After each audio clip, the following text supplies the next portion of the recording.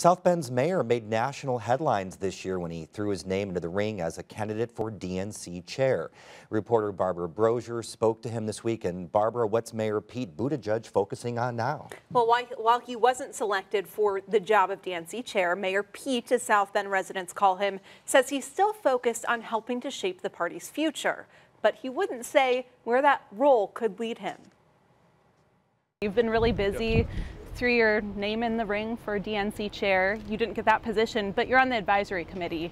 How do you anticipate playing a role in the future of the Democratic Party? Well, my goal will be to make sure the Democratic Party is focusing on red and purple states, to make sure that we're paying attention to a new generation, and to make sure that it's an organization that's ready to innovate. And I think the new chairman has really signaled a desire to include everybody who was part of the process. I appreciate being included on the advisory committee, and we're actually going to have our first meeting next week, and a good opportunity to begin fleshing out some of theen ideas. What are you hearing from folks in South Bend, Democrats in South Bend, about the direction they want to see the party take? Well, there's never been this much interest. There's never been this much concern. I think the real key for the party right now is to position the party in a broader texture of the different kinds of organizations that care about these issues. And you see a lot of grassroots, organic things coming together.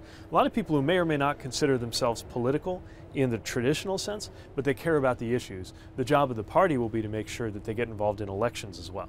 There has been kind of this overwhelming focus on national politics, but you've talked a little bit about politics at the local level. Do you see politics at the level of South Bend, other small communities throughout Indiana, becoming more important because of the national discourse? I do. I think every national problem is at its most real at the local level. And so I think the local level can also deliver a lot of the solutions that we need. You know, it's at the local level that you can get past a lot of the partisanship, you can get past a lot of the boxes and the baggage of some of the old ways of solving problems, and really be nimble and really be creative. I also just think we're nicer people at the local level because we actually know each other.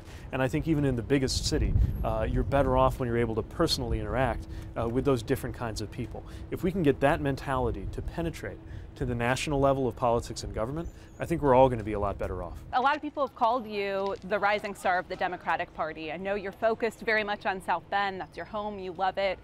But obviously, there's some interest from other folks about you helping to shape this party. Do you think someday down the road you may pursue higher office outside of South Bend? I've got a job to do right at home in South Bend, and one thing I've learned during my short career in elected politics is, you know, if you do a good job at the job that's in front of you, future opportunities are going to take care of themselves. And if you can't do a good job at the job you've actually got, then nothing else matters.